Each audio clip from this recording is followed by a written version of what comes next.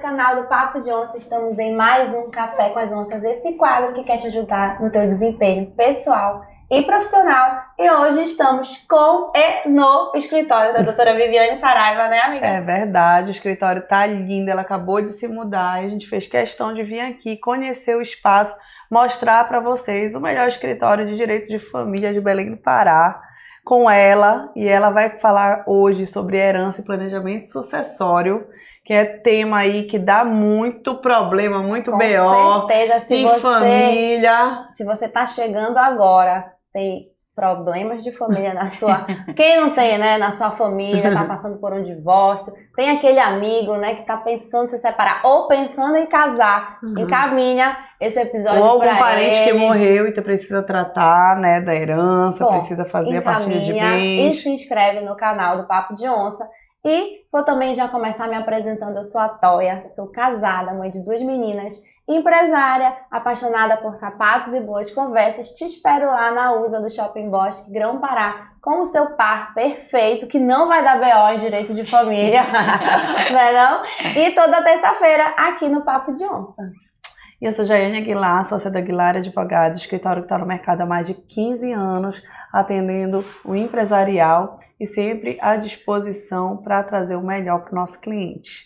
Sou casada, mãe de gêmeas, já tenho BO naturalmente na minha vida. A vida é um BO. E também aqui como podcast. E hoje vamos receber aqui a doutora Viviane Saraiva, que é do signo de Gêmeos, casada, mãe de 2 meninos. Já é a segunda vez que passa pelo Papo de Onça, porque tem muito conteúdo para dividir. Não é à toa que é uma professora. Houve pedidos, né, pelo retorno. Muitos pedidos, inclusive com muitas temáticas. A gente teve que eleger uma delas para poder selecionar hoje aqui. Seja bem-vinda, Viviane. Bem-vinda, Viviane. Muito obrigada, minhas queridas. E bem-vinda também ao escritório Viviane Saraiva, né? Que, como vocês disseram, é a nossa nova casa, foi feito com todo carinho, com cada detalhe. Ainda estamos em adaptação, faltam algumas coisas de decoração, enfim, mas muito feliz de estar aqui e recebendo vocês, já inaugurando o escritório com toda essa divulgação, né? Com certeza. Gente, e aí a gente aproveita para agradecer aos nossos patrocinadores. Midas Macedo e Ferriaço, tá passando aí o caminhãozinho, entrega rápida. Preço, pode pedir o desconto do Papo de Onça. Aguilar Advogado, sempre parceiro estratégico do seu negócio. Maria Fricote, com os looks mais lindos, está chegando aí.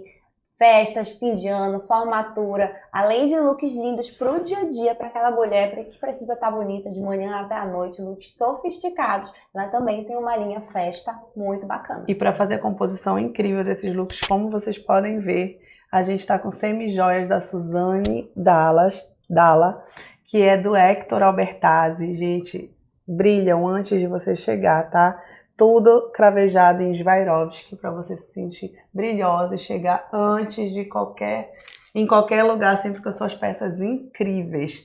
Além do que Prisma, comunicação externa é com a Prisma. Se você quer posicionar o seu negócio nos melhores telões de LED de Belém, é com a Prisma. Eles fazem a comunicação estratégica para o seu negócio. Divulgue seu negócio de forma criativa, né, e inteligente, numa avenida que muita gente passando, tem na Doca, tem na Antônio Barreto, tem em vários locais. E aproveite a oportunidade, porque está chegando a COP30, a cidade está extremamente movimentada. Cheia. Estamos num canteiro de obras que deixa o trânsito parado, significa que as pessoas vão ficar vendo muito seu conteúdo passando lá, e é o momento realmente mais estratégico impossível para fazer essa divulgação. Já viu o Papo de Onça aí no telão? Se viu. Você já viu, bate uma foto, marca a gente, mas cuidado, não vai bater o carro, tá? Atenção aí com essas postagens, por favor. E o Põe na Caneca, sempre presenteando nossos convidados com canecas incríveis. Essa daqui é a segunda da Viviane,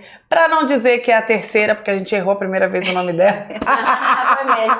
Então ela já tem uma coleção, então ela Já que ela ganhou 3, ela já pode, tipo, pedir música no Fantástico? Pode. Então ela vai ganhar um boné que eu vou entregar outro dia pra ela. Obrigada. Ela já prometeu que ela vai usar. Só ganha boné quem usa, tá? Eu uso. E olha, eu já vou abrir porque eu quero mostrar que meu nome tá certo, gente. Porque meu nome, papai e mamãe colocaram Viviane com 2 N's. Então, realmente gera confusão. Eu super entendo. Então, tá aqui, ó, Viviane com 2 N's, Viviane com 2 N's, tá certíssima. Tá super certo. Usarei como uso as minhas outras 2. Até a da Viviane com N. Até a Viviane com N. Já dá pra quase a família inteira, porque o Davi ainda não segura uma caneca dessa, por isso que ainda não chegou a dele. Verdade. Deixa. E hoje vamos falar sobre planejamento sucessório, herança, regime de bens. Por onde que a gente vai começar? O que as pessoas mais veem aqui no teu escritório? Falar consultório. O que as pessoas também deve ser um consultório, né? Psicológico, com porque certeza. direito de família envolve, né, muito emocional. A gente estava comentando, né, que às vezes vai para a delegacia, ela tem um apoio criminal, gente, tá? Se a sua situação é crítica, você precisa até ir na polícia, tem apoio, tá? Não se preocupe com isso. Mas por que as pessoas mais procuram, né, a doutora Viviane Saraiva? Porque não fazem planejamento sucessório. Também. Assim, tem várias temáticas, por isso até nós tivemos que filtrar pelos pedidos, e muito obrigada pelos pedidos do retorno, estou aqui sempre que vocês quiserem. Tem várias temáticas no escritório, então assim, o direito de família ele é muito abrangente, e eu sempre digo, é o direito mais humano de todos os direitos, né, porque gira em torno de muita construção e desconstrução de sonhos, de pessoas, de famílias e a construção quando a gente também trata de adoção, que é um tema que eu amo, que é maravilhoso. De casamento também, como você falou, o pacto antinupcial, então é a construção de uma nova família. Então a procura do escritório ela é imensa, tem um leque gigantesco, graças a Deus, de alcance. E o tema de hoje, como planejamento sucessório e a questão do direito sucessório, é um tema muito peculiar, porque o Código de Processo Civil ele tem uma parte própria para isso, o Código Civil tem uma parte própria para isso, então todo mundo acha assim, eu sou advogada civilista, vou fazer um inventário, só que não, por exemplo, o inventário, o que a gente aprende na faculdade? Tem a petição inicial e tem a contestação. O inventário você não tem contestação, então acham que é o rito do processo civil normal, mas é completamente diferente. Então tem inventários aí de 10, 15, 20, 30 anos, porque as pessoas colocam tudo ali dentro que não é para estar dentro do processo de inventário, tumultuam o feito por desconhecimento e falta de especialização na área, e são processos assim que passam de geração a geração. Entendeu? E que sustentam escritórios de advogados a vida inteira. Inclusive tem uma piada que a gente conta que é um escritório, né, que passou do pai para o filho, aí o filho tinha acabado de se formar, assumido o escritório, pai, sabe aquele processo de inventário que está aqui há 18 anos? Pai, eu consegui resolver, deu tudo certo. Ele, meu Deus, por que tu resolveste esse processo? Ele sustentou a gente por 18 anos, quem te mandou resolver? Então, quando não manejam o processo, isso é muito custoso para a parte. Quando você não contrata um especialista, você acaba pagando a manutenção do processo, além dos honorários iniciais, além dos honorários finais, tem a manutenção de todo aquele processo que dura uma vida. Então é importante você buscar o especialista, porque realmente fazer o que precisa ser feito num processo de inventário. Mas aí um processo judicial que já é tumultuado por si só, o advogado está tumultuando por desconhecimento, por colocar coisas desnecessárias. É complicado, né? É muito complicado. E o direito sucessório, ele evoluiu muito, como todo direito de família que evolui para se adaptar às demandas, né? Eu digo que se você dormir uma noite não estudar as atualizações do processo, no outro dia do direito de família você está desatualizado. Você todo dia tem que beber da água jurídica. Inclusive eu faço aqui, sou diretora estadual, do IBDFAM, que é o Instituto Brasileiro de Direito de Família. É um instituto maravilhoso que, se você se inscrever no instituto, você recebe as 5 publicações diárias dos processos do Brasil inteiro que estão mais em voga, os temas mais atuais. Então, assim, todo dia eu leio as 5 íntegras das atualizações do Brasil inteiro, porque eu preciso estar atualizada do que mudou, que no livro mudou, dos projetos de lei, de tudo. Então, você precisa dessa atualização. Um exemplo, o direito sucessório. Nós hoje podemos reconhecer uma união estável dentro de um processo de inventário. Em alguns casos. Outros casos eu preciso fazer uma ação autônoma para dizer que aquele companheiro ou aquela companheira é herdeiro ou não é herdeiro daquele processo. Então, tem casos e casos. Muitas vezes agora, antigamente eu não podia partilhar posse. Então, muita gente tinha vários imóveis, não estavam regularizados esses imóveis, só tinham a posse, não tinha propriedade, e isso não podia ser discutido em inventário. Eu tinha que regularizar toda a posse, toda a propriedade daquele bem para eu poder fazer a partilha. Hoje eu já posso partilhar posse, entendeu? Mas se eu quiser partilhar propriedade, eu tenho que ter uma ação autônoma para falar dessa propriedade, para regularizar essa propriedade. Então, tem muitos advogados que acabam tumultuando um processo de inventário porque querem tratar temas, mas em prestação de conta empresarial. Eu não posso pedir prestação de conta empresarial dentro do processo de inventário, eu tenho que abrir uma ação autônoma para isso. Então, o processo de inventário, ele vai ramificando em várias ações autônomas de acordo com cada caso concreto. Tem muitas discussões que vão muito surgir, além, né? vão muito além. Então, o que os advogados que não especialistas querem fazer? Colocar tudo no processo de inventário e discutir ali. Aí tem que ver qual é o interesse, porque eu digo que depende muito, claro, para quem você está advogando. Se você é advogado da inventariante ou do inventariante e tem interesse de tumultuar o processo, tem interesse que o processo dure uma eternidade, porque você está administrando patrimônio e você está tendo algum benefício econômico a mais que você não deveria ter, aí realmente tumultua e vai ficar o processo ali, né? Inclusive, eu acho que é importante a gente falar sobre essa questão da especialização, né? De tratar os temas, você cuidar do que você tem propriedade. Sim. Então, existe muito, a gente está no meio da família e todo mundo quer consultar sobre todos os temas, né? E quando a gente diz, não, esse eu não trabalho, não, esse eu não trabalho. Acontece muito comigo, né? Porque eles querem temáticas que realmente o escritório não atua, ou que eu mesmo não atuo, que até atua, tem lá no escritório, mas não é a minha especialização. E aí, mas ela não sabe de nada, então. Sabe, eles ficam, né? É muito cansativo ser a única advogada da família. É exaustivo. E eu fui a primeira ainda, né? Eu acho que até hoje, não, tem o meu irmão também agora que é advogado. Mas realmente é complicado. Então, eu acho que fica um recado aqui importante, que existem temáticas ainda mais profundas como essa, que tu vai tratar ali quando tu vai fazer um divórcio, na hora da divisão do patrimônio, da divisão de horário dos filhos, pensão alimentícia. Então, quando você não tem conhecimento do processo, você começa a fazer tratativas que não são coerentes com o dia a dia, que podem ser aplicadas hoje, né? Com as dinâmicas que tem hoje.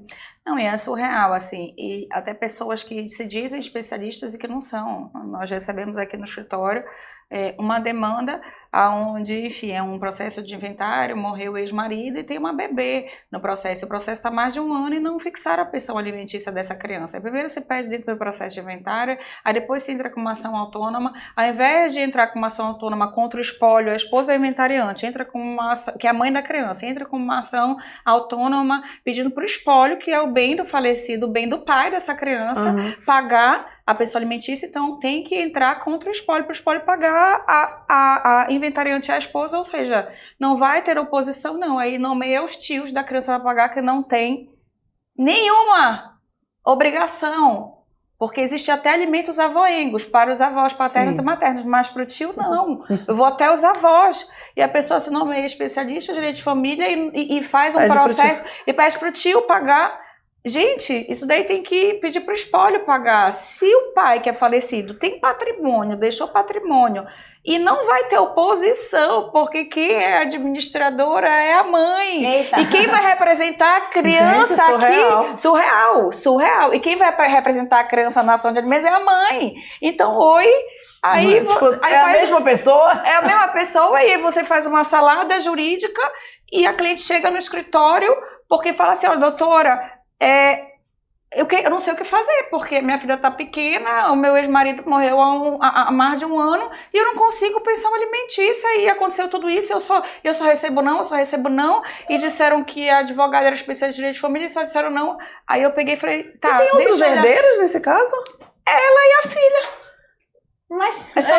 Só que aí tem bens empresariais, aí os bens empresariais, o marido tinha sim, cota, tá. e aí os tios são parte da empresa, então é essa questão da empresa, fora os bens móveis e imóveis, tem a questão empresarial aí. Tá. Aí por isso que a colega advogada foi colocar os tios para pagar a pensão. Oi? Não, né? Não. Ainda foi pelo caminho mais difícil. Não, e é errado. Porque o processo, simplesmente eles foram excluídos, porque é ilegitimidade da parte. Então, sabe? Então, é engraçado que realmente o direito de família é complexo. Ele muda muito porque o direito tá para atender a sociedade. E sim, as famílias mudam muito, né? Os conceitos de família, agora não, já faz muito tempo que pode pedir para os avós a questão dos alimentos. Mas envolve muita coisa. Talvez no futuro, um dia, possa pedir para um tio. E nada é descartado, porque, de repente, lá em cima... De repente, ela já estava querendo renovar, olha, tá vendo? Não, ela deve ter achado uma decisão aí. E o direito, ele tá aqui para atender os anseios da sociedade. Então, se a sociedade muda, eu acho que realmente o direito que mais vai mudar é o de família, porque a gente vê novidades aí toda hora. Né? Até por conta disso que a Vivi falou, de tanto tempo de processo que dura, que precisa buscar algum tipo de solução para encurtar o caminho aí para resolver coisas, pelo menos parceladamente, né, de formas... Claro que nós temos a possibilidade no inventário. Uma grande dúvida aqui dos clientes quando chegam, falam, doutora, todo mundo sabe, é público notório que o processo de inventário demora muito. Então, doutora, eu vou poder vender algum patrimônio no curso do processo de inventário? Eu tenho muito imposto para pagar, eu posso vender sim, nós podemos requisitar a venda de patrimônio dentro do processo de inventário, até para pagar os impostos, porque são muitos impostos, são muito caros. Então, às vezes, um patrimônio é vendido para pagar todos os impostos, porque, como a gente está falando também de planejamento sucessório, por que é muito importante você fazer planejamento sucessório? Porque você diminui muito a sua carga tributária.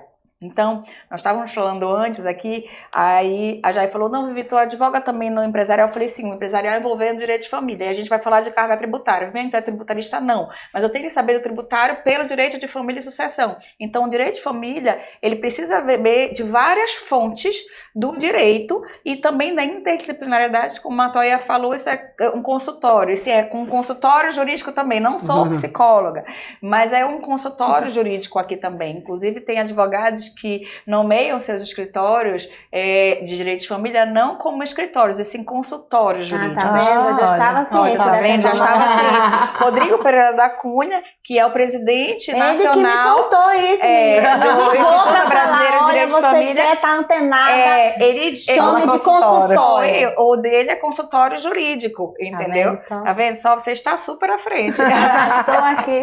E eu fiquei também nessa dúvida, eu vou colocar consultório, vou colocar escritório, com todo respeito ao Rodrigo Pereira, mas ainda confunde, já confundem muita gente com psicólogo, e não, aí que vão chorar. Não, aí que vão, olha, tem uma caixinha de lenço chiquíssima aí atrás, faz parte, ó. Você que tá acabando com o seu casamento agora. Pode vir chorar, que aqui até o lenço... seu marido vem, né? Até o lenço é chique. Tá vendo? É como a gente diz, né? Você chora, mas você chora chique, entendeu? Mas você chorar em Paris do que dá você até chorar aqui. Inclusive, gente, eu não tô em crise, né? Não pretendo me separar, mas a doutora Vinha já foi contratada. Um suposto problema futuro, ela tá contratada. Tá gravado pela segunda vez pra não ter problema. Inclusive, também já deixo registrada a minha contratação antecipada, que eu tenho certeza que o Daniel ligaria diretamente pra ela, imediatamente. Não, olha, já disse que eu não quero fazer divórcio de ninguém aqui, não gosto de fazer divórcio de amigo. Mas caso precise. Caso precise, qualquer coisa, olha, bora fazer uma adoção, entendeu? Bora fazer coisas legais, bora mudar o pacto, fazer um pacto pós-casamento, porque isso também pode. Vamos falar um pouquinho aí do pacto, já que tu tocou no assunto. Vamos. Eu tinha perguntado pra ela antes, mas vou perguntar de novo. Essa mudança de regime, eu acho que a gente até falou no episódio passado, é uma confusão que as pessoas têm muito grande, né? Tanto de um que casa em separação total, que pode reverter para outro, como o contrário também, né? Eu tive um caso de um cliente nosso recentemente que ele fez a mudança, era separação total e colocou para regime parcial. E eu tenho uma conhecida que está querendo fazer o oposto e achava que não era possível fazer isso. Como assim? Claro que é possível fazer qualquer tipo de mudança. Fala um pouco disso, depois eu entro naquela... E eu vou falar logo. Eu vou falar logo. Outra questão que colocaram esses dias numa mesa num restaurante que a gente estava. Qual é a coerência? Temos o regime de separação total. Se você se separar, não comunica os bens, não tem direito a nada. Mas se morrer, você tem direito aos bens. Qual é a coerência nisso, né? Muitas perguntas super interessantes. Se eu não quero dividir quando eu tô vivo, por que eu vou morrer e querer dividir? Exatamente. Então, vou explicar tudo. Vamos lá. Primeiro, essa questão da mudança de regime de bens no decorrer do casamento. Já existia essa previsão legal da mudança de regime de bens no decorrer do casamento. Então, nós temos o pacto antinupcial e nós podemos fazer o pacto pós-nupcial. Inclusive, já tive soluções de clientes aqui, porque eu não sou, muita gente me fala, a doutora divórcio. Eu não sou necessariamente a doutora divórcio. Mas é um marketing bacana, eu acho legal. Já falaram assim, não, vai lá com a doutora divórcio. Mas eu, às vezes, quando me procuro, que eu vejo que tem a possibilidade da manutenção daquele núcleo familiar, eu dou outras opções e já me procuraram com essa questão de qual é a grande discussão do casal. É patrimonial. Por exemplo, ele era engenheiro, ela era médico. A médica é tudo certinho de médico, gente. É um nicho de clientes que eles não gostam de brigar, eles não sabem brigar. Eles trabalham demais, então eles querem, como nós trabalhamos mais, todos trabalham, mas eles não têm muito estômago. Eles podem abrir um corpo ali, sair aquele sangue que a gente não está acostumado, mas eles não têm muita estrutura para briga. Já abre mão de tudo e deixa pra lá. E aí, ela era médica e ele era engenheiro, então ela falava assim, doutora, ora meu marido tá rico, ora ele tá pobre, eu tenho a minha vida estável, eu ganho as coisas e nós estamos em regime de comunhão parcial de bens, eu tenho medo, agora ele tá na fase de milhões de ações trabalhistas e eu tenho medo de atingir meu patrimônio, então eu não aguento mais isso, são brigas horrorosas que nós temos, então eu gostaria de me divorciar, não aguento mais. Eu falei, não, calma, existe amor? Ela falou, existe, o meu marido, a minha família. Eu falei, então vamos fazer a alteração do regime de bens? Ela falou, como? Eu falei, pode, vamos fazer a separação total, porque aí o que é seu, o que é dele, e aí você blinda você patrimonialmente, que você consegue seguir seu casamento. Nossa, essa caixa de lenço inteira era outra, não era essa, linda, assim, mas foi inteira para ela chorar, porque ela tinha tido uma solução jurídica para manutenção da família.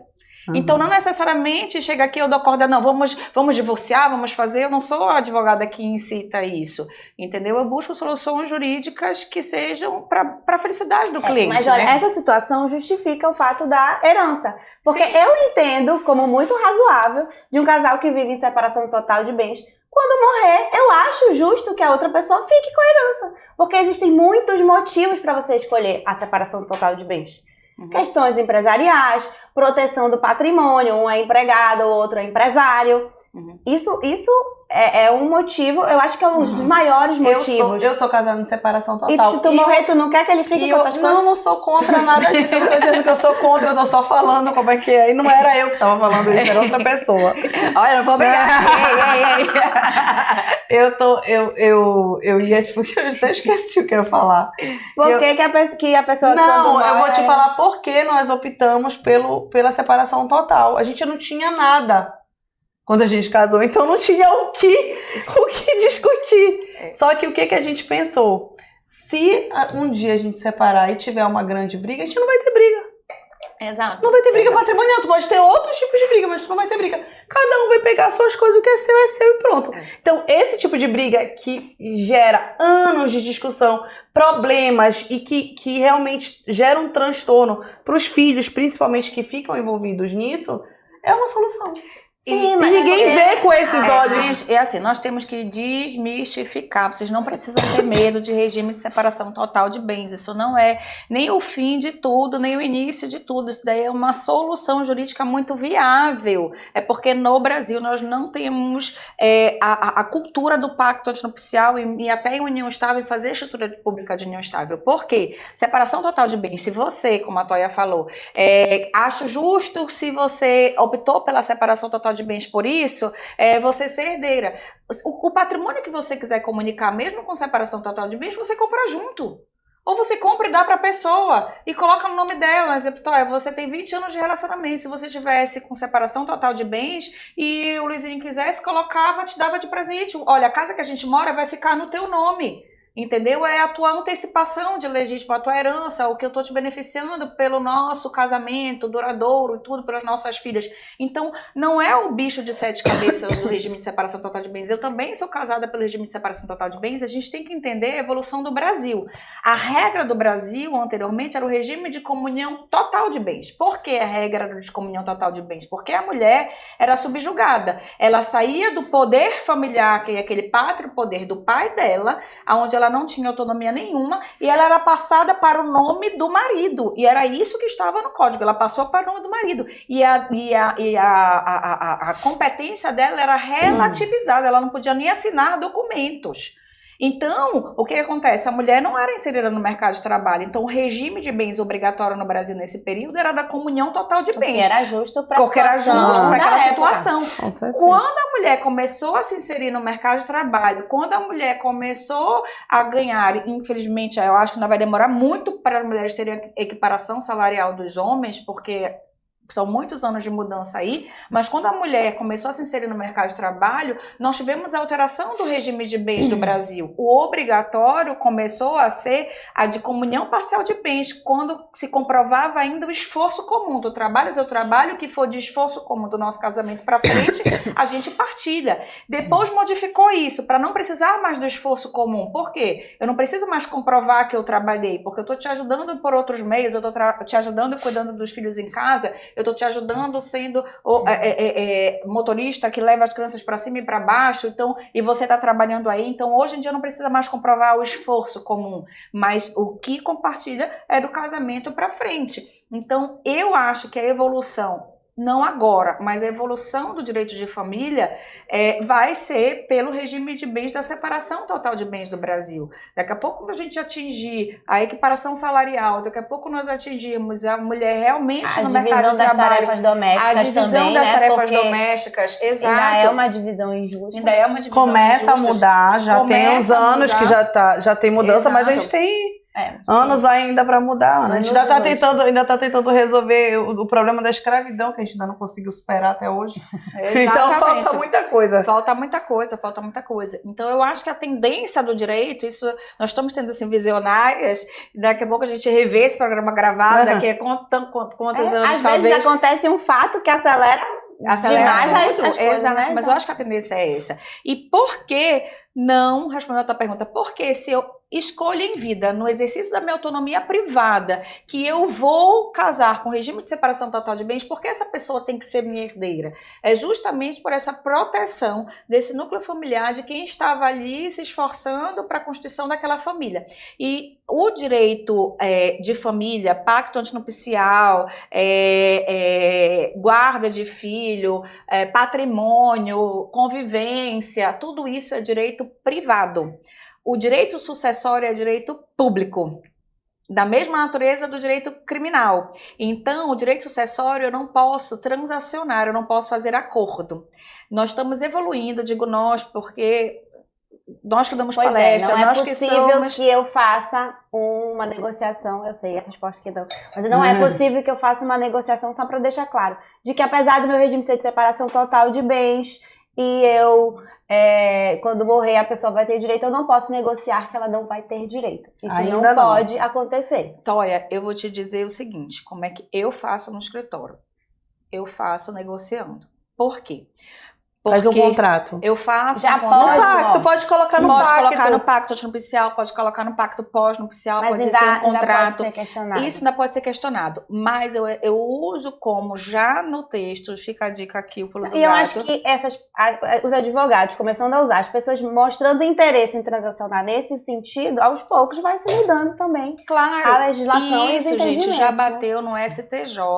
Isso já foi relatado pela ministra Nancy Angride, que é exatamente o voto que eu faço constar quando eu transaciono a respeito de direito sucessório. O que aconteceu? A mulher tinha um patrimônio anterior ao casamento, E depois ela casou. Quando ela casou, e ela tinha um filho anterior ao casamento. Quando ela casou, ela disse: eu quero que o meu patrimônio anterior ao casamento seja só do meu filho. E o que nós construirmos juntos do casamento, a gente coloca no nome de nós dois. Comunhão parcial de bens. O regime foi de comunhão parcial de bens. Só que o que era meu antes de eu te conhecer, eu já tinha um filho. Então, e essa parte eu quero que seja só do meu filho. Muito justo. E fizeram um pacto de direito sucessório nesse sentido. E foi bater isso no STJ e a ministra não se reconheceu. Foi validado. Depois o voto dela foi superado pela turma. Mas nós já temos um precedente lá no tribunal. Então, por que não já fazermos, nós vamos, que já estamos assim, pioneirismos no direito de família, o EBDFAM é muito pioneiro nisso, a gente dá muita palestra nesse sentido, de abrir a cabeça realmente do judiciário, e inclusive, isso é tão atual, isso tão pode ser feito, que a reforma do Código Civil agora já traz a previsão de eu fazer o pacto sucessório, já traz a previsão de quando eu casar em separação total de bens, não ser herdeiro o meu ex-marido e o meu marido ou minha esposa. Por quê? Porque já tira o projeto de lei do Código Civil, com alteração, tira o cônjuge ou companheiro como herdeiro necessário. Então, ele tira no Código de Processo Civil como herdeiro necessário, e isso é um projeto que está já na Câmara, no Senado, daqui a pouco vai ser aprovado, ano que vem, no próximo ano. Talvez ainda não seja o entendimento hoje, mas já está em projeto nesse de lei. regime vai fazer o quê? Vai ter que ajustar? Aí você pode fazer o pacto para que seja. Então, você pode fazer o pacto para que seja herdeiro. Se não fizer, vai ser se herdeiro. encaixar no que a lei está vai se encaixar no que a lei. Momento. Aí vamos ver se a lei vai ter efeito retroativo. Provavelmente a lei, quem casou antes da lei vai manter o regime, vai manter como herdeiro. Mas você pode fazer uma alteração para que vá viger o que está na lei. Então, assim, nós estamos muito perto. Então, eu no escritório já faço isso há muitos anos. Há muitos anos. Eu explico para o cliente, nós vamos transacionar nesse sentido. Quando houver o óbito, nós vamos validar isso com todos os argumentos que nós temos aqui. Até porque, gente, esses pactos, as duas partes precisam assinar. Então, isso é consenso. Não é dissenso. Não é um testamento onde eu faça minha declaração unilateral de última vontade. E que a minha declaração unilateral de última vontade pode ser válida ou não se estiver de acordo ou não com a lei. Isso daí, todo o contrato do planejamento sucessório e todo o pacto para o planejamento sucessório de exclusão e inclusão de herdeiros, isso daí é consenso.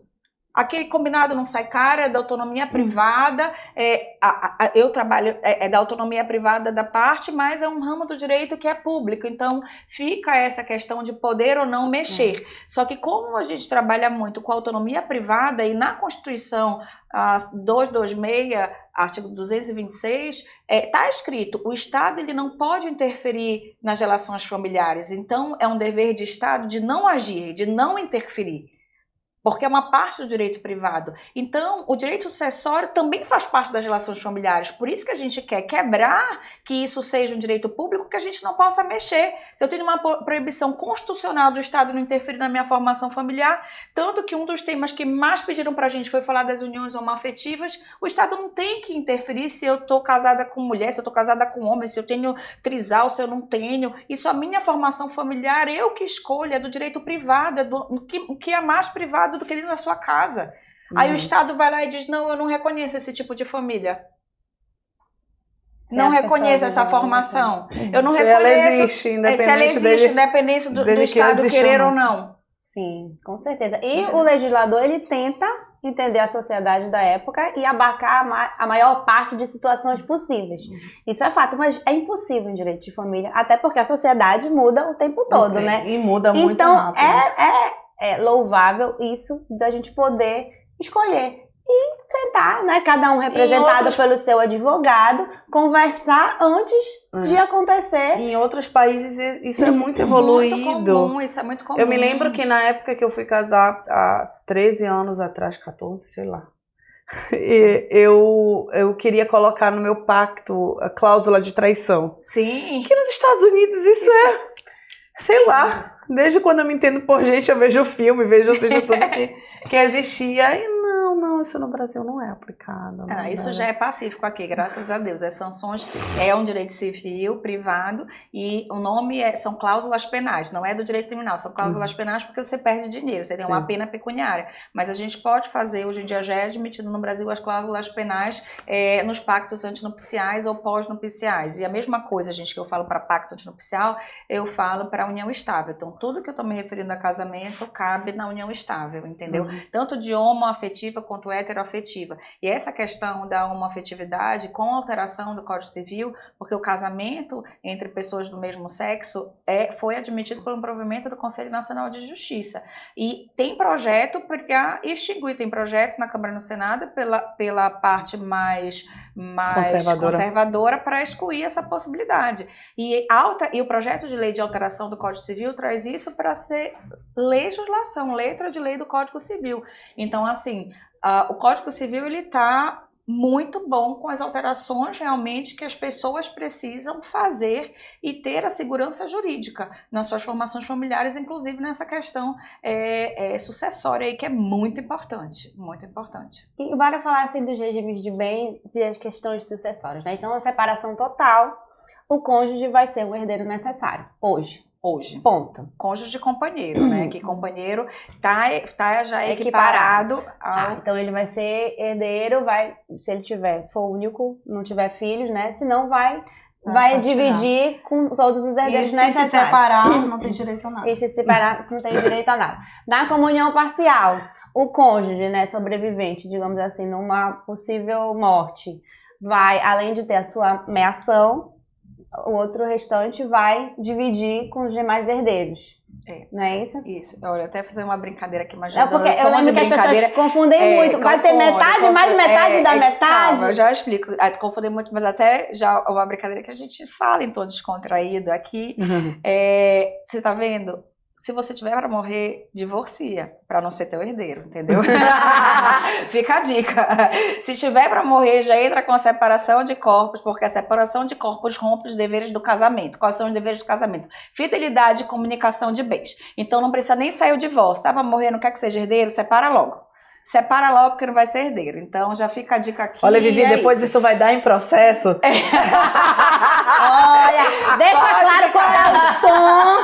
Deixa argumento. É o tom da brincadeira, mas é o tom jurídico. Brincando de dizer a verdade. Mas é isso, tô mal, tô trago pra morrer, verdade, trago assim, verdade. Verdades difíceis de engolir?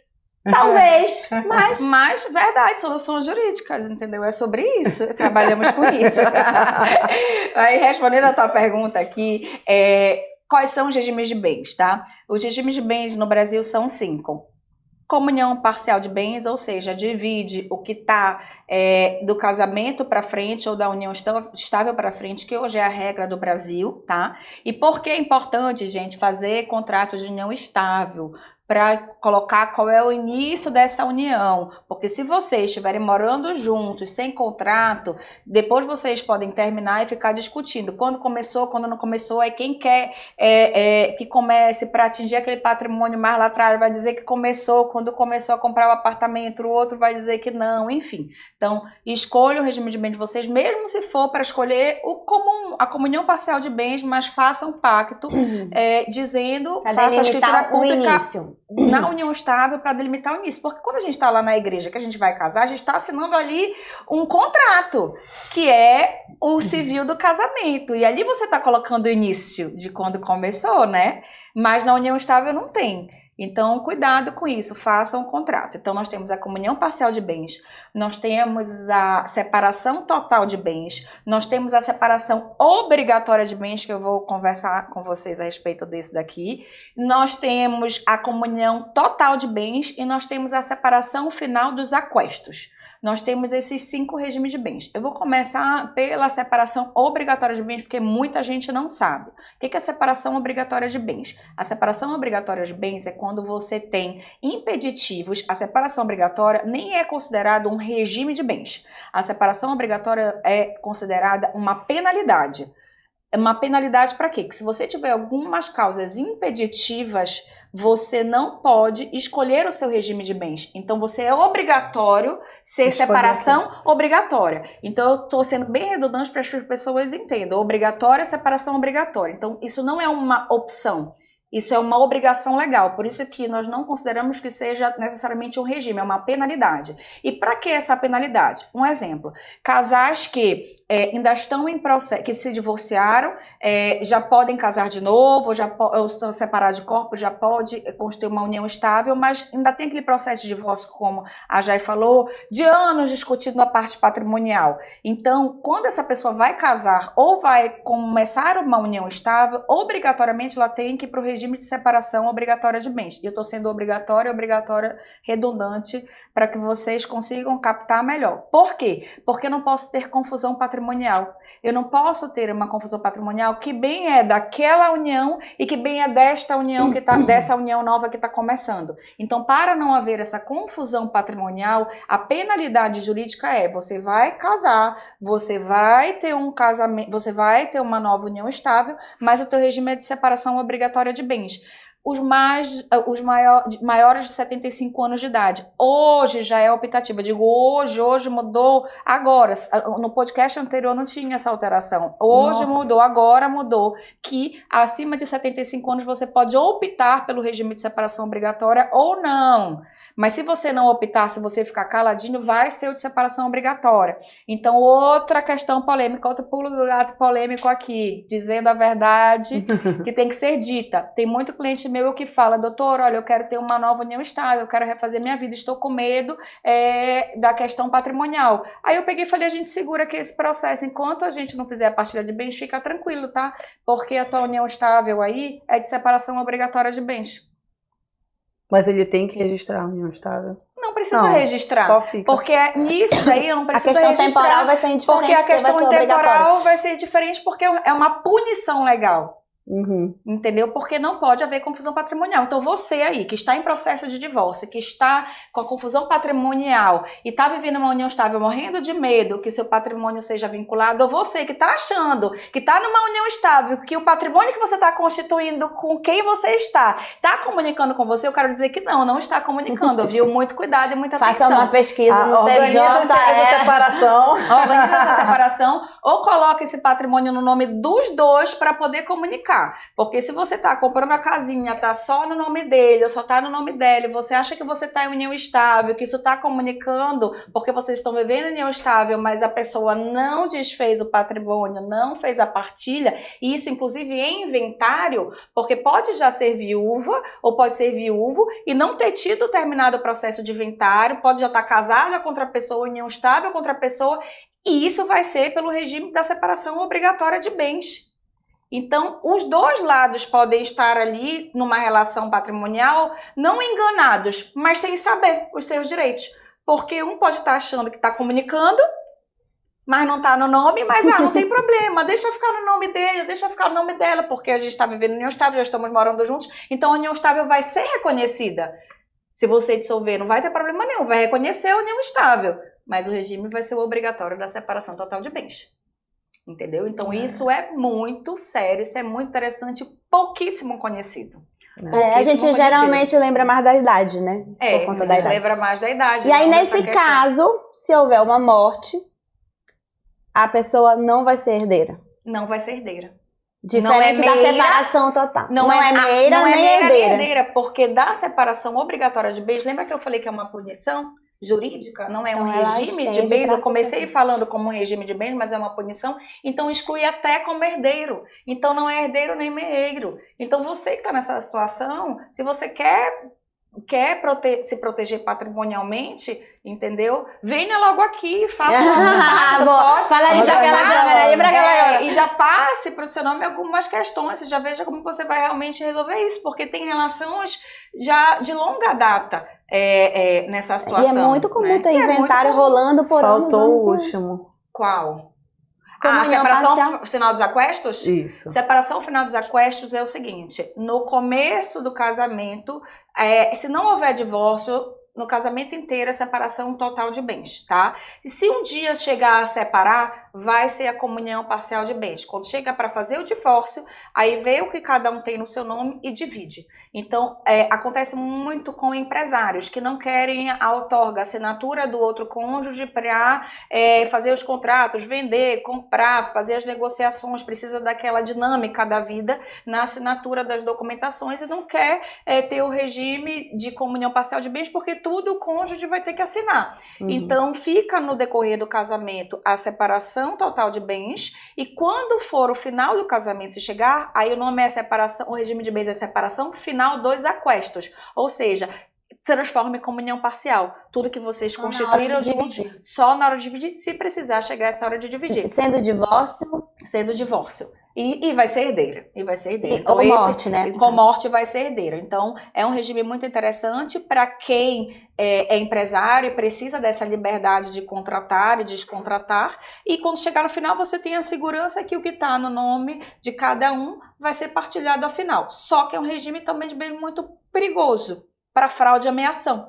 Porque quem quer separar pode muito bem transferir os bens antes sem assinatura e quando chegar só tá no nome dos outros bens. Então, assim, agora me dá metade do que tá no teu nome. Então, é um regime que tem que ter muita consciência na hora de optar. Vivi, conta pra gente, né, doutora Viviane, conta pra gente, assim, se tem filhos nesse momento aí.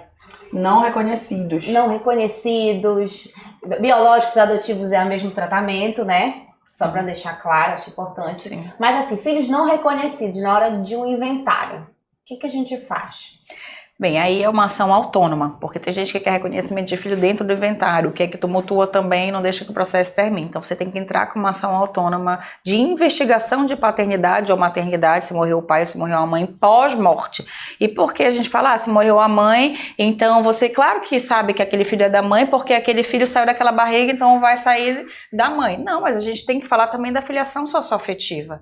Então eu posso ter uma mãe afetiva que eu não fui reconhecido em vida dessa mãe afetiva, ou desse pai socioafetivo, ou desse pai biológico, e eu tenho que entrar com essa ação autônoma de investigação de paternidade ou maternidade pós-morte, para eu ser reconhecido primeiro como filho, depois que eu for reconhecido pelo filho, como filho, eu tenho direito à herança. Mas aí você pode ter o cuidado e a cautela, e deve ter o cuidado e a cautela, de peticionar no inventário informando que essa ação está em curso, para você segurar o seu quinhão hereditário ali, se você conseguir o reconhecimento, porque senão a tua ação demora, o inventário pode acabar, se não tiver tanta confusão no inventário, acaba o dinheiro, é partilhado, e depois você vai estar com uma regressiva do que já foi partilhado. Então, o advogado especialista, ele tem que ter essa visão de, enquanto eu estou reconhecendo aqui, eu travo o inventário.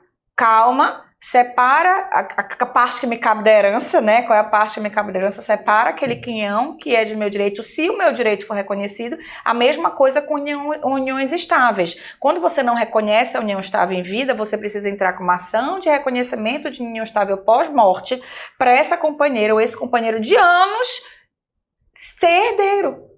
Porque se você pedir o reconhecimento dentro do inventário e isso for negado, não for pacífico, você vai precisar da sua autônoma para isso.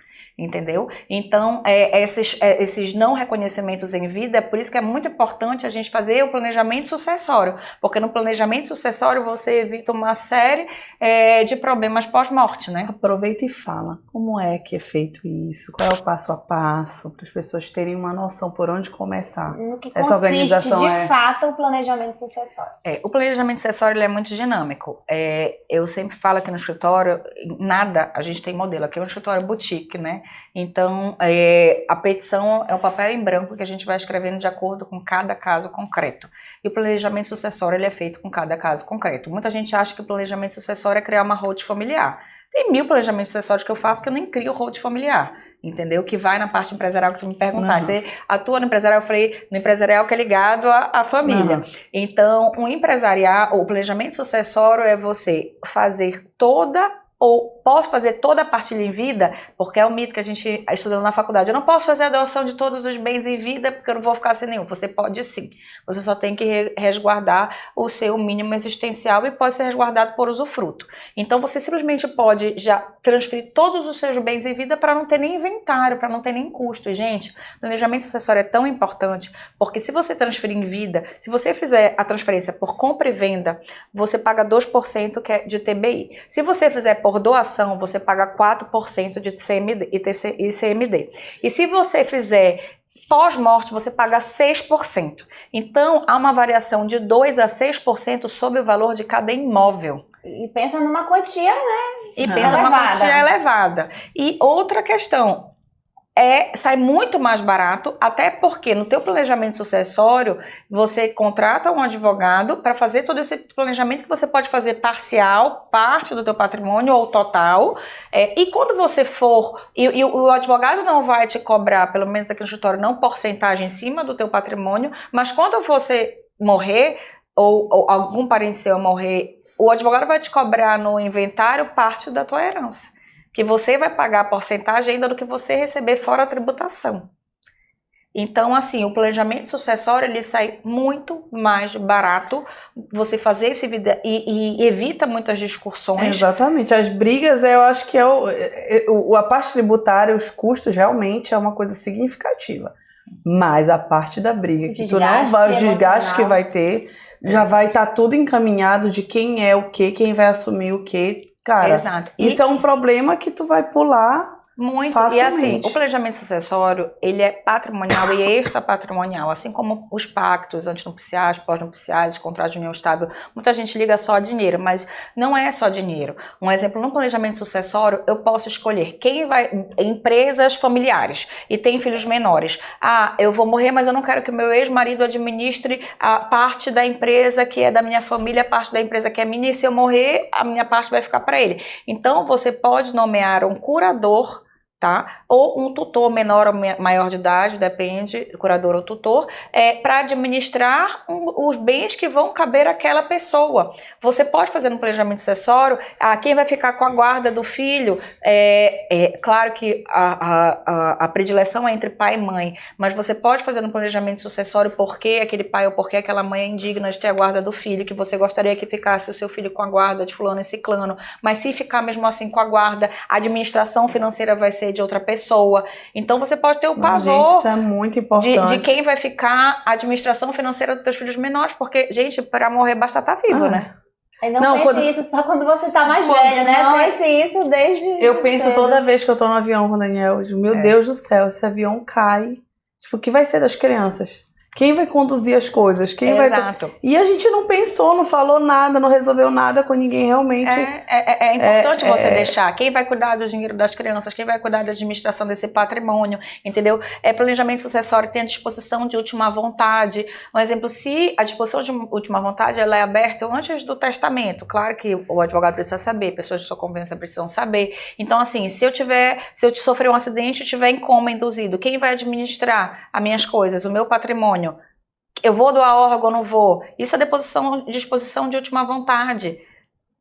Tem documentos que você já pode deixar assinado que não vão para o inventário, não vão tributar. Você pode fazer aplicações financeiras, você pode fazer poupanças, já colocar o destinatário da poupança. Quando você coloca o destinatário, isso é uma dica de milhões. Quando você faz uma aplicação financeira, que você coloca o destinatário dessa aplicação financeira, isso não vai para o processo de inventário, ou seja, o Estado, desculpa, o Estado não come o teu dinheiro, você não vai tributar 6%, e isso os teus filhos ou quem você deixar ali, seu pai, sua mãe, seu marido, sua esposa, quem você deixar como beneficiário, vai receber de forma direta. Previdência privada também. Previdência privada, sem precisar tributar isso. Sem tributar, você também, né? Exato.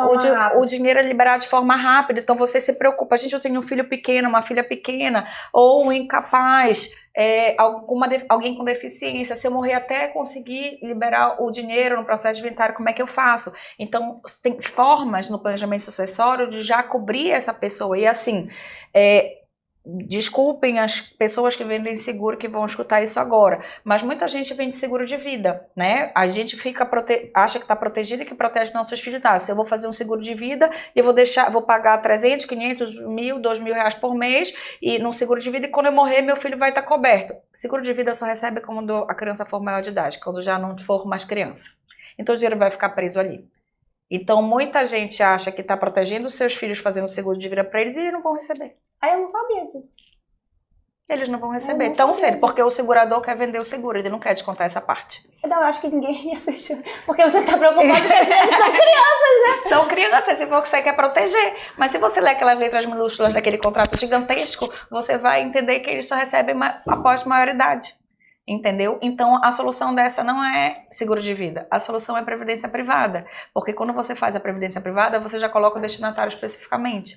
Então, planejamento sucessório é tudo isso. E quanto antes, melhor, né? Porque você vai, por exemplo, comprar uma casa. Você, de repente, já coloca no nome da criança, já põe o seu usufruto, já pensa, não precisa... Hoje, com tanto de patrimônio, eu vou fazer o meu planejamento sucessório. Pode ir fazendo aos poucos. Pode, né? De forma que fica mais viável. É um mito achar que o planejamento sucessório é só para grandes fortunas. Ou para quem já está muito velho. Ou para quem já está muito velho. Isso é um mito, entendeu? Aquela questão que a gente falou, vamos desmistificar a separação total de bem, vamos desmistificar o planejamento sucessório. O planejamento sucessório é a organização do teu patrimônio. O testamento, por exemplo, é uma parte do planejamento sucessório. Criar uma hold pode ser para aquele cliente ou não, mas isso é uma parte do planejamento sucessório. Disposição de últimas vontades é uma parte do planejamento sucessório. Deixar bens com menor de idade é uma opção ou não, porque a gente não sabe também quando vão ser nossos filhos. Então, se eu ficar com usufruto, será que esse usufruto depois eu vou ter pleno? Se eu precisar em vida vender esse patrimônio, vou ter que pedir autorização judicial se for menor de idade, então não é para todo caso concreto, então tem que ser muito avaliado realmente por uma pessoa especialista para que possa ver qual é a roupa de medida para o seu corpo, que ali vai lhe caber de forma direta. Então, assim, planejamento sucessório é um leque imenso de opções. E totalmente personalizado. E totalmente personalizado. De cada família, né? Tem pessoas que já tem um filho de um casamento anterior, tem pessoas que já têm, sei lá, ou que os pais exigiram a separação total porque querem deixar o patrimônio para essa pessoa. Exato. Quando ela casou. Isso acontece muito, né? Não, tu vai casar, mas eu vou te dar esse patrimônio aqui, se tu casar em separação, conheço vários. Separação total. Sim, porque esse patrimônio todo da minha família é teu, só teu, não quero que comunique. Aí já vem um filho, vem um de um casamento, vem um de outro. É Conhece histórias de pessoas que tinham que assinar o pacto, separaram porque a pessoa não quis. Poxa, a mãe dela... Parabéns, tia. Certíssimo. Ela tava certíssima. Né? Exato. Vai casar. Você tá falando uma situação? Sério? Sim, real. Você vai casar, mas você vai casar em separação total de bens. Foi exigido pela mãe. A menina concordou. Tá aí, depois de muito tempo separaram, hein? Ela tava certíssima. Não, pois é, mas eu conheço gente que não aceitou assinar e separaram. Gente, uma das questões... Não casaram. E uma questão de proteção patrimonial, inclusive de empresas familiares, é já constar, que é uma parte do planejamento sucessório, é já constar no contrato social da empresa que os sócios ou herdeiros dos sócios sejam obrigados a casar em separação total de bens. Aí você deixa a culpa para a empresa. Mas é a pessoa que escolhe quando cria a hold, né? Não. É uma empresa que já existe. Eu faço uma alteração no contrato social. O contrato social da empresa, uma empresa que já existe. Olha, mais um pulo do gato para vocês. Uma empresa que já exista, tá? Uma empresa que existe há 20, 30 anos aí do mercado. Eu faço uma alteração hoje, por isso que eu estou te falando que planejamento sucessório é um leque imenso. Eu faço uma alteração contratual hoje com uma cláusula que todos os sócios ou herdeiros de sócios daquela empresa são obrigados a casar com separação total de bens. Então, quando você vai pedir em casamento, o homem ou a mulher vai aceitar e a empresa já é familiar que ela está, ou que ela vai entrar, vai ser herdeira, fala assim, olha, tudo bem, mas eu só tenho um impedimento que já é da minha família, então a culpa não é minha. Não é uma Não é conversa que eu mais difícil. desconfio de Não é que eu você, desconfio de né? você. Mas eu acho que... Exato, mas é uma obrigação, ó, que é culpa do meu pai, da minha mãe, da empresa da minha família, entendeu? Da advogada que fez aquilo, olha aí, então eu sei que tem muitos amores por aí. da advogada que fez aquilo, pela família, entendeu? Então isso é uma forma também de planejamento sucessório e proteção de empresas familiares. Então, o planejamento sucessório, gente, é gigantesco. É gigantesco, é um ramo assim que eu me debrucei muito por muitos anos de estudo até hoje, porque é um ramo, é um leque muito grande. E como eu digo, você pode fazer exposições patrimoniais e extrapatrimoniais, como exemplo, deserdar filho, deserdar pai e mãe, porque a gente só entende, só lembra dos filmes que você falou que via, o filho foi deserdado, mas a gente nunca pensa na deserção inversa, que é deserdar pai e mãe dentro de um planejamento sucessório. Aqueles pais que cometeram abandono afetivo, que não pagaram a pensão alimentícia em vida para o filho e nunca pagaram, nunca conviveram, por que vai ser herdeiro se o filho morreu antes do pai? Para quê? Entendeu? Aí, ou depois que o filho começa a ficar bem financeiramente, cresce, aí vem o pai, oi, olha, eu sou seu pai. Entendeu? E por que esse filho não vai deserdar o pai? Só porque está na certidão de nascimento dele? Aí vai ser herdeiro dele se ele morrer? Porque se ele não tiver filhos, porque lembrando, gente, a questão da concorrência, tá? Os herdeiros necessários. Quem são os herdeiros necessários hoje no código? A gente já falou que vai ter alteração. Se Deus quiser vai ter alteração e vai passar a alteração no Congresso. Mas quem são hoje os herdeiros necessários? Os herdeiros necessários, em primeira linha, são os cônjuges e companheiros em concorrência com os filhos. Se eu não tiver descendentes, que são os filhos, são os cônjuges em concorrência com os ascendentes, pai e mãe. Se eu não tiver ascendente nem descendentes, é só o cônjuge.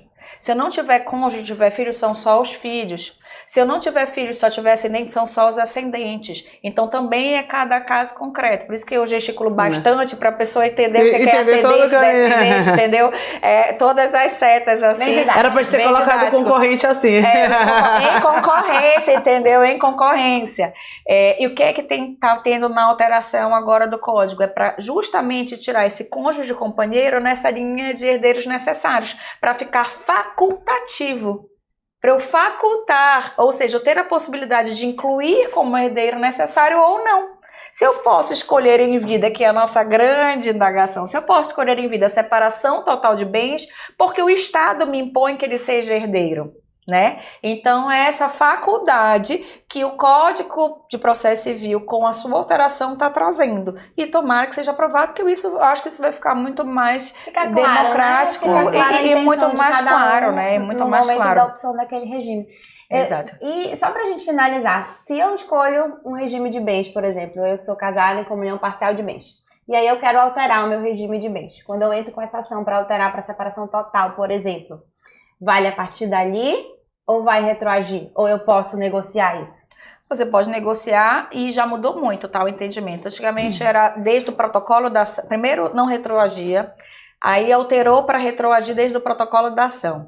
E agora alterou para retroagir tudo. Então, olha a alteração... E ainda tem entendimentos, né? Ainda tem entendimentos. E o que modificou? Isso pode ser feito em cartório hoje em dia. Então, eu não preciso necessariamente de ação judicial, porque a alteração do regime de bens, obrigatoriamente, ela precisa ser consensual, ela não pode ser litigiosa. Então, se é consensual, por que eu não posso fazer extrajudicialmente, que é muito mais célere? Então, prêmio para os cartorários, prêmio para quem realmente lutou com isso, isso é super recente, por isso que eu digo, a gente traz novidades, se a gente fizer um podcast daqui a pouco, com o mesmo tema, a gente vai ter vamos ter novidades. Então, isso é super recente e eu posso fazer essa alteração, tem os seus requisitos a serem cumpridos, inclusive qual é o grande requisito a ser cumprido? Você provar que você não está querendo fraudar terceiros, porque se você tiver, por exemplo, uma série de execuções no seu nome, ou no nome do seu marido, da sua esposa, e você quer mudar o regime de bens para deixar as coisas no seu nome para fraudar os credores, então um dos requisitos, tanto judicial como extrajudicial, é comprovar se você não é devedor para não ter fraude a credores. Então tem que juntar várias certidões, é o trabalho que nós advogados fazemos nesse sentido, tanto extrajudicial, até porque o extrajudicial é obrigatório a presença do advogado. Então justamente é esse nosso trabalho técnico para preencher esses requisitos para poder fazer isso extrajudicialmente.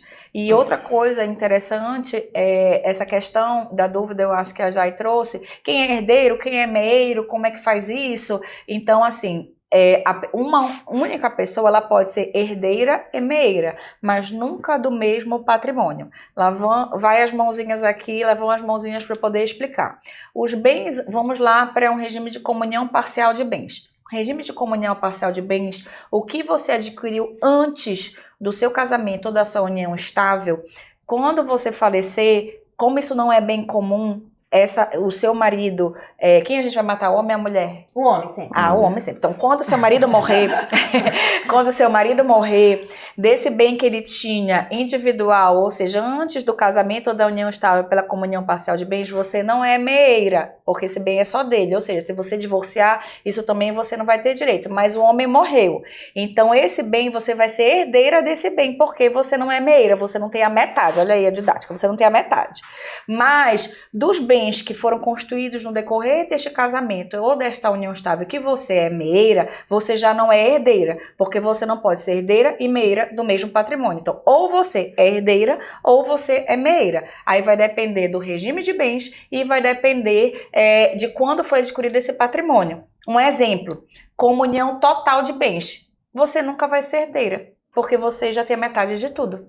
Então, quem vive em comunhão total de bens não vai ser herdeira porque já tem a metade de tudo. Então, os herdeiros vão ser só os filhos ou os ascendentes, é aquela ordem que estiver vivo na hora da abertura da sucessão. E quando a sucessão abre, com o episódio da morte, então são apurados haveres, ou seja, o que há ali, o espólio, esses nomes técnicos chatos, né, do direito eu sei, mas quando é aberta a sucessão, na hora da morte, morreu, ali naquele momento vão verificar quem são os herdeiros e qual é o patrimônio. Então até no momento de fazer o testamento, aí ficam com medo, mas eu vou fazer o testamento, eu vou deixar bens em nome de fulano, de ciclano, a minha parte do meu 50% disponível, e se não tiver mais aqueles bens quando eu morrer, não tem problema, porque você pode deixar ou bem específico, ou você pode deixar porcentagens. E quando você deixar porcentagens, quando você morrer, vão ver o que você tem. Aquela porcentagem vai ser respeitada para quem você quis privilegiar e para quem você quis deixar. Na sua parte disponível, que é 50% de todo o patrimônio que você tem. Entendeu? Então, dependendo do regime de bens, você é herdeira ou meeira, ou pode ser até os dois, mas nunca do mesmo patrimônio. Ah, entendi. Então, coisa. Só tem um corpo depois do casamento, comunhão parcial. Aí a mulher, no caso, vai herdar a metade, vai ser meeira, e o restante vai ser só dos herdeiros. E os outros 50% vai ser só dos herdeiros. Então ela fica com a parte que já era de direito. Ela não ganha nada a mais pela morte, ela ganharia o mesmo do divórcio. Do divórcio, né? Exato. Ela só ganha mais pela morte com bens individuais. Bens que não comunicaram antes do casamento. Então, olha, não vale a pena você matar o seu marido. Dependendo. Olha, esse daí não faz corte, porque tá vendo? Vou interpretar mal. Aí já vão falar que eu tô mandando matar os outros, tá vendo só? Vão desvirtuar. Vão desvirtuar. Colocar em processo, foto, vídeo, então, o papo de onça lá. Papo de onça vai ter equipe pra lá. Olha, o papo de onça já foi pro Fofoquei, né? Não foi o Belém Fofoquei, uma coisa assim. Já fomos uma vez com a Cris Oncinha. Ah, sim. Belém Fofoquei, já estamos em processos judiciais. Eu acho que a fama chegou. A fama chegou. E é muito subjetivo. Não é assim, eu tenho esse carro e eu quero partilhar esse carro. Não é uma questão objetiva. Tem muito sentimento no carro, tem muito sentimento na casa. As decisões são passionais. Né? São passionais. Então, envolve muita emoção. Envolve muito a interdisciplinariedade, beber das fontes da psicologia, da antropologia. E fora todos esses ramos de direito que a gente passeou aqui nessa entrevista, né? Gente, para vocês verem, é muito conteúdo, é muita informação que para dividir, não é à toa que ela está voltando para poder falar. Foi muito bom, muito esclarecedor, até para eu que sou advogada, não sabia de um monte de coisa que ela partilhou aqui com a gente. Eu tava tirando já minha dúvida. Mas antes que eu não matar meu marido. Deus o livre, olha não, Luísa, pelo amor de Deus. E eu quero te agradecer, Vivi, por voltar não, que a gente que veio até ela agora, né? A gente que veio atrás dela aqui. Estamos aqui nesse escritório lindo, ela sinalizou pra gente, vocês viram que a mesa é azul, é porque é a cor favorita dela. Então tem várias partes com esse azul aqui no escritório. O escritório tá lindo. Você que não conheceu vai dar uma olhada que tá saindo esse episódio, vai sair algumas cenas aqui do escritório. Ela já vai ter. Claro que a gente veio fuxicar essa reforma aqui. Essa reforma, essa mudança, né? E é isso, Vi. Obrigada, tá, por ter partilhado tanta informação legal. Viviane é professora também, né? Já foi muitos anos aí.